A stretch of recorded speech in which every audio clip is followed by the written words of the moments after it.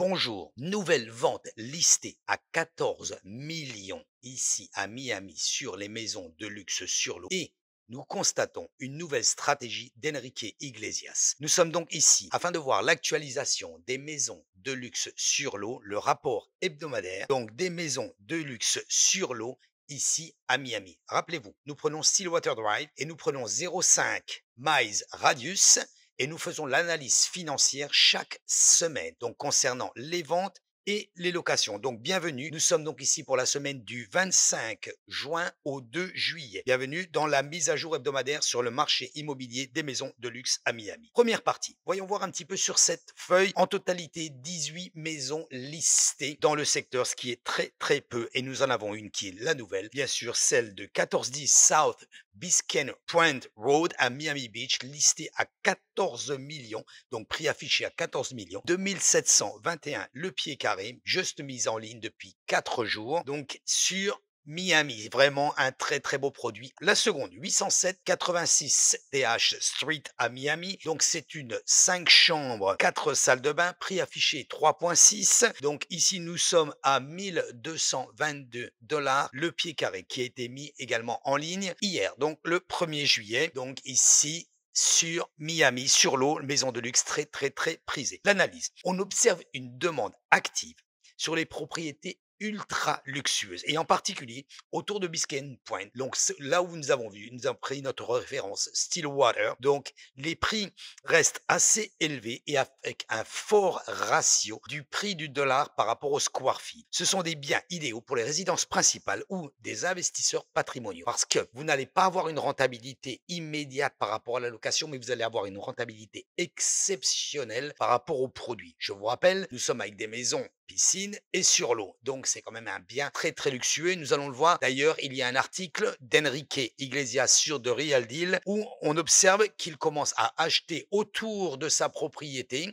juste en face de sa propriété, plusieurs terrains. Donc, afin d'étendre son patrimoine, bien sûr, afin d'étendre sa mention. Partie 2 sur les locations. Vous pouvez le voir juste ici. 9 propriétés en location. Ce n'est pas l'explosion complète. D'ailleurs, il y en a une qui est retirée du marché cette semaine, qui est donc la 1395 Daytona Road, donc ici à Miami. Une chambre, une salle de bain, 1500 dollars par mois. Attention, ce n'est pas la maison entière qui était à louer, donc c'est tout simplement une chambre. C'est juste une room chambre, exactement comme on ne l'appelle ici. 153 jours sur le marché, ça représente quand même beaucoup pour une chambre dans ce secteur ici, pour le prix d'ailleurs, mais ce bien n'est qu'une chambre, pas une maison. Donc je le répète. Donc son temps passé sur le marché reflète complètement la baisse d'intérêt pour les locations de chambres dans ce secteur et plus prisé aujourd'hui, qui favorise plutôt les maisons entières ou les villas avec une vue sur la baie. Donc des personnes plus aisées, des investisseurs, des personnes qui peuvent se permettre également de louer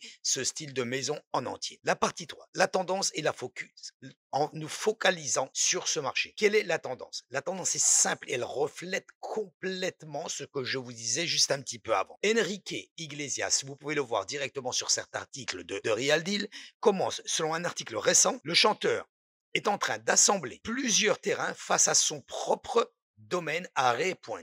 Vous pouvez le voir sur cet article directement de Real Deal et je vous mets d'ailleurs le lien ci-dessous dans la vidéo. D'ailleurs, récemment, de Real Deal a mis un article dont Enrique Iglesias est en train d'acheter les parcelles autour de sa propriété, sûrement afin d'en établir une mention. Cela confirme une tendance claire. Les rooms, c'est-à-dire les chambres qui étaient allouées dans ces maisons, où ça arrivait assez souvent, il y en a encore d'ailleurs, donc sont beaucoup moins prisés. La preuve est là, comme vous pouvez le voir sur cette feuille, sur cet Excel sheet. Donc celle-ci qui a été retirée du marché, la 1395 Daytona Road, est restée exactement 153 jours sur le marché au prix de 1005, ce qui est vraiment très correct au niveau du prix pour le secteur, pour pouvoir vivre dans un secteur avec une porte fermée, sécurité et un gardien juste à l'entrée, dans un quartier calme, luxueux, que se situe Stillwater, donc 1500. Donc ça, on constate très bien que les chambres sont beaucoup moins prisées et ce sont les maisons en entière qui sont réellement recherchées au niveau ce secteur ici sur l'eau avec les donc des maisons de luxe sur Londres. Donc cela confirme cette tendance où les célébrités ultra riches misent de plus en plus sur l'acquisition de terrains dans les quartiers fermés de Miami pour y construire et étendre leur domaine. Ici, nous sommes sur cet article de Enrique Iglesias et nous avions vu un autre précédent concernant Paris Hilton. Donc un signe fort de confiance dans la valorisation à long terme du foncier, de l'eau sur Miami. Comme je vous le disais, aujourd'hui, les investisseurs ne misent pas sur la rentabilité immédiate avec une location, avec une forte location.